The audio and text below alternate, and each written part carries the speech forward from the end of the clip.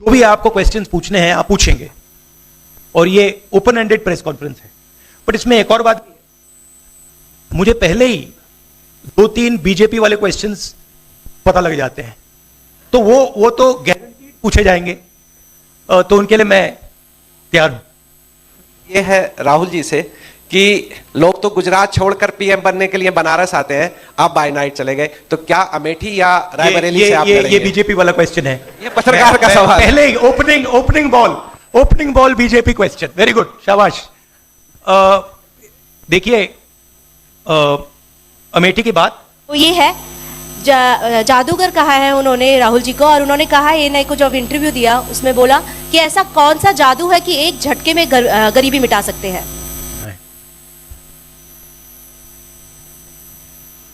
ये चुनाव विचारधारा का चुनाव है। एक तरफ आरएसएस और बीजेपी जो संविधान है, लोकतांत्रिक सिस्टम है, उसको खत्म करने की कोशिश कर रही है, और दूसरी तरफ इंडिया गठबंधन, कांग्रेस पार्टी संविधान को, लोकतंत्र को डिफेंड करने की कोशिश कर रही है, उसकी रक्षा कर रही है। चुनाव में 2-3 बड़े मुद्दे हैं। सबसे बड़ा बेरोजगारी, दूसरे नंबर पर महंगाई, भागीदारी। मगर बीजेपी 24 घंटा डिस्ट्रैक्शन करने में लगी रहती है। कभी प्रधानमंत्री समुद्र के नीचे चले जाते हैं, कभी आसमान में सी प्लेन पे चले जाते हैं, मगर जो मुद्दे हैं उनके बारे में ना प्रधानमंत्री ना बीजेपी बात करती है। कुछ दिन पहले प्रधानमंत्री ने एएनआई को बहुत लंबा इंटरव्यू दिया, स्क्रिप्टेड था मगर फ्लॉप शो था। प्रधानमंत्री जी ने उसमें इलेक्टोरल बॉन्ड्स समझाने की कोशिश की। प्रधानमंत्री जी कहते हैं कि इलेक्टोरल बॉन्ड्स का सिस्टम ट्रांसपेरेंसी के लिए लाया गया, राजनीति को साफ करने के लिए लाया गया। अगर यह सच है तो उस सिस्टम को सुप्रीम कोर्ट ने रद्द क्यों किया? और दूसरी बात, अगर आप ट्रांसपेरेंसी लाना चाहते थे तो जिन लोगों ने आपको पैसा दिया, बीजेपी को पैसा दिया, हजारों करोड़ रुपए दिए, उनका नाम आपने क्यों छुपाया था? और जिन तारीखों पे उन्होंने आपको पैसा दिया उसको आपने क्यों छुपाया था? पता लगता है हजारों करोड़ रुपए का कॉन्ट्रैक्ट किसी कंपनी को मिलता है, उसके एकदम बाद वो कंपनी बीजेपी को पैसा देती है। सीबीआई की इंक्वायरी होती है, ईडी की इंक्वायरी होती है, किसी कंपनी पर शुरू होती है, उसके 10-15 दिन बाद कंपनी करोड़ों रुपए बीजेपी को देती है और फिर सीबीआई की इंक्वायरी, ईडी की इंक्वायरी बंद हो जाती है। सड़क पे इसको एक्सटॉर्शन कहते हैं, एक्सटॉर्शन कहते हैं सड़क पे। तो ये जो है इलेक्टोरल बॉन्ड्स का जो स्कीम है, ये दुनिया का सबसे बड़ा एक्सटॉर्शन का स्कीम है। हिंदुस्तान के सारे बिजनेसमैन इस बात को समझते हैं, जानते हैं, और प्रधानमंत्री जितनी भी सफाई देना चाहें कोई फर्क नहीं पड़ने वाला है, क्योंकि पूरा देश जानता है कि प्रधानमंत्री भ्रष्टाचार के चैंपियन है। धन्यवाद। शुक्रिया राहुल जी। अच्छा, एक और बात, आपने जयराम जी आपने कहा कि जो भी आपको क्वेश्चंस पूछने हैं आप पूछेंगे और ये ओपन एंडेड प्रेस कॉन्फ्रेंस है। बट इसमें एक और बात, मुझे पहले ही 2-3 बीजेपी वाले क्वेश्चंस पता लग जाते हैं, तो वो तो गारंटी पूछे जाएंगे, तो उनके लिए मैं तैयार हूं। आजकल गारंटी का जमाना है राहुल जी। पहला सवाल महिकार सिंह जी, हिंदुस्तान हिंदी डेली से। माइक दीजिएगा। राहुल जी, स्वागत है आपका। दोनों नेताओं, जबकि आज प्रचार का पहला चरण समाप्त होने वाला है, आपने मेरे मित्रों को थोड़ा सा कसरत करा दी, वो दिल्ली से यहाँ आए हैं, आपने गाजियाबाद में ही क्यों पीसी की? यूपी और दिल्ली छोड़ के गाजियाबाद में पीसी हो रही है। दूसरा सवाल ये है राहुल जी से कि लोग तो गुजरात छोड़कर पीएम बनने के लिए बनारस आते हैं, आप बाय नाइट चले गए, तो क्या अमेठी या रायबरेली से आप लड़ेंगे? ये बीजेपी वाला क्वेश्चन है, ये पत्रकार का सवाल। पहले ही opening ball BJP question. Very good, शाबाश। देखिए, अमेठी की बात कांग्रेस का डिसीजन है, जो भी मुझे ऑर्डर मिलेगा मैं वो करूंगा। सीईसी मीटिंग, हमारी पार्टी में सीईसी मीटिंग्स में ये डिसीजन लिए जाते हैं। बट पहला बीजेपी का question, good question, thank you. Amar Ujala से निशा, आप थोड़ा शांत हो जाइए यहाँ प्लीज। बहुत बहुत स्वागत है। मेरा सवाल आपसे ये है कि यूपी में न केवल यूपी में बल्कि पूरे देश में इस बार कांग्रेस ने अपने बहुत कम प्रत्याशी 268 अभी तक सामने आए हैं और यूपी में तो 80 सीटों के मुकाबले केवल 17 सीट हैं। ऐसा क्यों? क्या ऐसा मान के चल रही है कांग्रेस कि आप कमजोर चल रहे हैं, या यूपी में कमजोर है कांग्रेस इसलिए सपा या आपके गठबंधन बाकी सहयोगी पार्टी सीट नहीं देना चाह रही है? नहीं, हमने डिसीजन लिया है कि इंडिया गठबंधन चुनाव लड़ेगा और हमने सीट शेयरिंग की है और ओपन माइंडेड तरीके से, दिल खोल के हमने सीट शेयरिंग की है। हम चाहते हैं कि थोड़ी सी हम फ्लेक्सिबिलिटी दिखाएं और ओपन माइंडेड तरीके से हम चुनाव लड़ें, इसीलिए हमने स्पेस हम अपने पार्टनर्स को दी है, पर इसका कोई कमजोरी का मतलब नहीं है। पीटीआई से अनवर। राहुल जी, मेरा सवाल आपसे है कि पिछले बार जो आप दोनों लोगों का गठबंधन था वो सफल नहीं हो सका उत्तर प्रदेश में। एक बार फिर आप लोग साथ आए हैं और प्रधानमंत्री ने पिछले दिनों कहा कि ये दो लड़कों की फ्लॉप फिल्म है जो इस बार भी फ्लॉप होगी। तो आगे आप क्या उम्मीद कर रहे हैं इस गठबंधन से? उत्तर प्रदेश में कितनी सफलता मिलेगी और कितनी सीटों की उम्मीद है इस बार आप लोगों को? देखिए, मैं सीट्स का प्रेडिक्शन तो नहीं करता हूं, जनरल बात कह सकता हूं कि बीजेपी को मुझे लग रहा था 15-20 दिन पहले कि 180 तक जाएंगे, अब मुझे लग रहा है 150 तक जाएंगे। हर स्टेट में हमें रिपोर्ट मिल रही है कि हमारा चुनाव इंप्रूव कर रहा है और अंडर करंट है। जहां तक गठबंधन की बात है, यूपी गठबंधन की बात है, बड़ा पावरफुल गठबंधन है और बहुत अच्छा परफॉर्मेंस होगा हमारा उत्तर प्रदेश में। दैनिक जागरण से आदित्य त्रिपाठी। आप दोनों का बहुत बहुत स्वागत है। मेरा प्रश्न यह है कि उत्तर प्रदेश में एनडीए गठबंधन रोकने के लिए आपकी क्या रणनीति है? सॉरी, क्या? उत्तर प्रदेश में एनडीए गठबंधन को रोकने के लिए आपकी क्या रणनीति है आप दोनों लोगों की? उत्तर प्रदेश में नेशनल लेवल पे मैं आपको हमारा फाउंडेशन बता देता हूं और वही आइडियाज हम उत्तर प्रदेश में भी चलाएंगे। देखिए,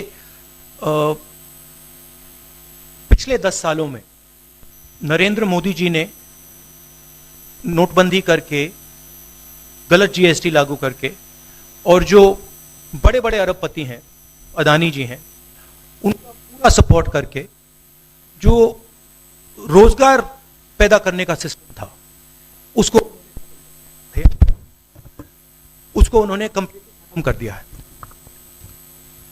तो सबसे पहला काम जो रोजगार हिंदुस्तान के युवाओं को मिलना चाहिए उसको एक बार फिर स्ट्रेंथन करने का है। उसके लिए हमने अपने मैनिफेस्टो में 2-3 आइडियाज दिए हैं। एक आइडिया रेवोल्यूशनरी आइडिया है, राइट टू अप्रेंटिसशिप। तो जो अमीर घर के बच्चे होते हैं वो अप्रेंटिसशिप करते हैं, ट्रेनिंग मिलती है, पेड ट्रेनिंग होती है। तो हमने डिसाइड किया है कि हिंदुस्तान के उत्तर प्रदेश के सब ग्रेजुएट्स को, डिप्लोमा होल्डर्स को हम अप्रेंटिसशिप का अधिकार देंगे।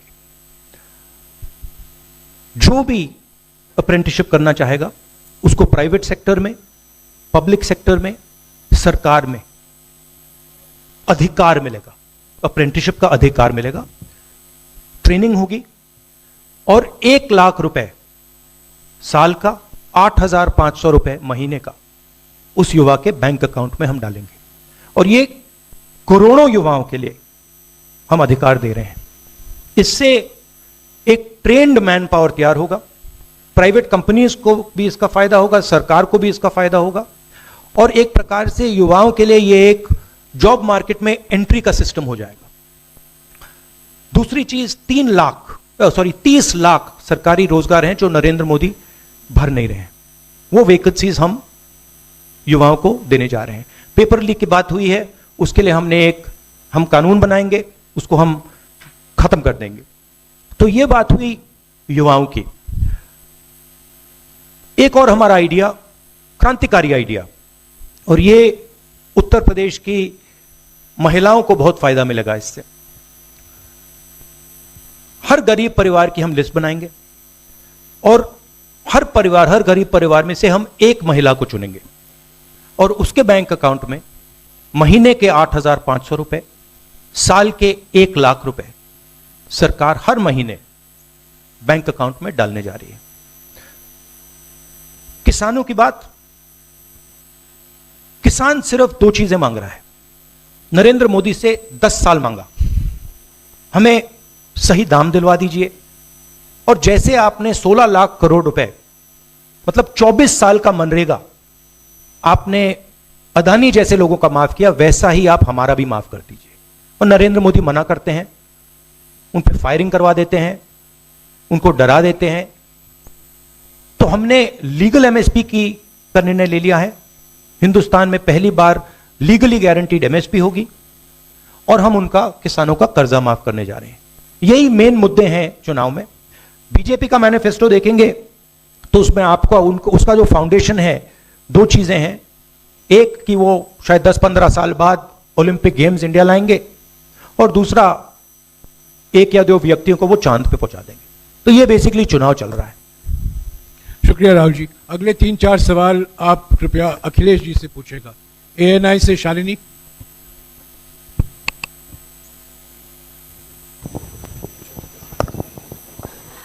पहला सवाल राहुल जी से है। अखिलेश जी से पूछेगा प्लीज। उन्होंने कृपया लगा दिया, इसलिए हमसे पूछिए। दोनों से पूछूंगी सर। पहला सवाल राहुल जी से है, जैसे कि पीएम ने कहा है कि मैं देश बचा रहा हूं, लेकिन इंडिया अलायंस जो है वो परिवार बचा रहा है, इस पर क्या कहेंगे सर? और जो दूसरा सवाल, सेकंड बीजेपी क्वेश्चन। सर दूसरा जो सवाल है मेरा वो ये है, जादूगर कहा है उन्होंने राहुल जी को, और उन्होंने कहा एएनआई को जब इंटरव्यू दिया उसमें बोला कि ऐसा कौन सा जादू है कि एक झटके में गरीबी मिटा सकते हैं। मैं जानना चाहता हूं ऐसा कौन सा जादू है कि एक झटके में गरीबी मिटाई जा सकती है। तो ये मेरा सवाल दोनों से है। नहीं, दोनों से है। मैं धन्यवाद देता हूं, आप लोगों ने सवाल पूछे। हालांकि कुछ सवाल आपने राहुल जी से पूछे थे। एनडीए को पीडीए हराएगा, एनडीए को पीडीए हराने जा रहा है, एनडीए को पीडीए हराने जा रहा है। और जहां तक सवाल परिवारवाद की बात है, आज नवरात्र है, आज शुभ दिन है। भारतीय जनता पार्टी के लोग संकल्प लें कि ना किसी परिवार वाले को टिकट देंगे और ना किसी परिवार वाले से वोट मांगेंगे। और गाजियाबाद में कार्यक्रम इसलिए किया है क्योंकि हम दोनों लोगों ने संकल्प लिया है। वो तो इंडिया गठबंधन का नाम भी ठीक से नहीं ले पाते हैं। INDIA तो इंडिया होता है, इंडी कब से हो गया? यहां से सफाया होगा गाजीपुर तक। जो 14 में आए थे वो 24 में चले जाएंगे, और यूपी वाले स्वागत भी अच्छा करते हैं। और इस बार तो ढोल नगाड़ा और सब कुछ की तैयारी है। इस बार विदाई भी बहुत शानदार होने जा रही है। Times Now Bharat, Ranjita. अखिलेश जी से। तो आपने जो गरीबी को एक झटके में मिटाने की बात की, देखिए ये कोई नहीं कह रहा है कि गरीबी को एक झटके में मिटाया जाएगा। हम ये कह रहे हैं कि गरीबी को गहरी चोट पहुंचाई जा सकती है, और तरीके मैंने आपको बताए हैं। नरेंद्र मोदी जी ने पूरा का पूरा फोकस 22 लोगों पे किया है, 22-25 लोगों पे किया है। आज की सच्चाई है कि 22 लोगों के पास उतना धन है जितना 70 करोड़ लोगों के पास है। गरीबी का यह भी कारण है कि नरेंद्र मोदी जी ने सारा का सारा धन कॉन्सेंट्रेट कर दिया है, 20-25 लोगों को पकड़ा दिया है। मैं जाति जनगणना की बात कर रहा हूं और मैंने ये बात बहुत बार उठाई है। भागीदारी की बात होती है। हिंदुस्तान के किसी भी इंस्टीट्यूशन में आपको ना पिछड़े वर्ग के लोग मिलेंगे, ना दलित मिलेंगे, ना आदिवासी मिलेंगे, ना गरीब जनरल कास्ट के लोग मिलेंगे। मैंने मीडिया के बारे में बात उठाई। मीडिया में आपको बड़े बड़े एंकर्स दिखते हैं। आपको मीडिया की कंपनीज के मालिक की लिस्ट निकालिए, आपको दिख जाएगा कि उधर ना एक पिछड़ा मिलेगा, ना एक दलित मिलेगा, ना एक आदिवासी मिलेगा। तो हम क्रांतिकारी काम करने जा रहे हैं। जाति जनगणना, महिलाओं को गरीब महिलाओं को 1 लाख रुपए, युवाओं को अप्रेंटिसशिप का कानून, अप्रेंटिसशिप का अधिकार, उनके बैंक अकाउंट में 1 लाख रुपए, किसानों को एमएसपी। तो ये सब गरीबों को पैसे देने के तरीके हैं। नरेंद्र मोदी जी ने पिछले 10 साल में गरीबों को कुछ नहीं दिया। तो ये हम करने जा रहे हैं। हाँ रंजीता, अखिलेश जी से। हाँ, अखिलेश जी से ही सवाल है। राहुल जी ने अभी जितनी भी चीजें कही, अखिलेश जी सर। नहीं, मैं सवाल पहले जितनी भी चीजें कही वो तमाम चीजें कांग्रेस के घोषणा पत्र में है। क्या इंडिया गठबंधन का अपना कोई साझा जो है वो मैनिफेस्टो होगा? अखिलेश जी, क्या जो राहुल जी कह रहे हैं क्या वही तमाम चीजें सपा की भी है, या सपा कुछ अलग भी घोषणाएं कर रही है चुनाव में? इंडिया गठबंधन नई उम्मीद है, और जैसा कि राहुल जी ने कहा कि उनके मैनिफेस्टो में बहुत सारी चीज़ें हैं जिससे गरीबी दूर की जा सकती है। उसी से जोड़ करके मैं ये कहना चाहता हूँ कि जिस समय हमारा देश का किसान खुशहाल हो जाएगा, जिस दिन देश के किसान को अपनी लाभकारी मूल्य मिलने लगेगा फसल का, और मैं समझता हूँ जितने भी राजनीतिक दल हैं और खासकर जो इंडिया गठबंधन के साथी हैं, वो ये बात कह रहे हैं कि हम एमएसपी की गारंटी देंगे या किसानों को लाभकारी मूल्य देंगे, और जिस दिन भारत सरकार किसानों की आय बढ़ा देगी, गरीबी दूर होना शुरू हो जाएगी। और मैं कई मौकों पर कह रहा हूं कि जाति जनगणना भी एक हमारा मुद्दा है। बिना सामाजिक न्याय के, बिना जाति की गैर बराबरी खत्म किए हुए हम अपने समाज को आगे नहीं बढ़ा सकते। और जैसा राहुल जी ने कहा कि खुशहाली के लिए जाति जनगणना जरूरी है, तो जाति जनगणना, सामाजिक न्याय और पीढ़ी की लड़ाई को लेकर के हम चलेंगे। उससे गरीबी भी दूर होगी और मान सम्मान भी मिलेगा। विक्रांत, एक चीज और देखिए, ये जो हमारा मैनिफेस्टो है, ये जरूर कांग्रेस पार्टी का मैनिफेस्टो है, मगर इसमें जो आइडियाज हैं वो इंडिया गठबंधन उनकी आइडियोलॉजी के आइडियाज हैं। और अगर समाजवादी पार्टी का कोई सजेशन हो या किसी और भी इंडिया गठबंधन की पार्टी का सजेशन हो, उसको हम सब ऑन बोर्ड करेंगे। तो हमारा मतलब जॉइंटली काम होता है। हम बातचीत करके, कंसल्ट करके काम करते हैं।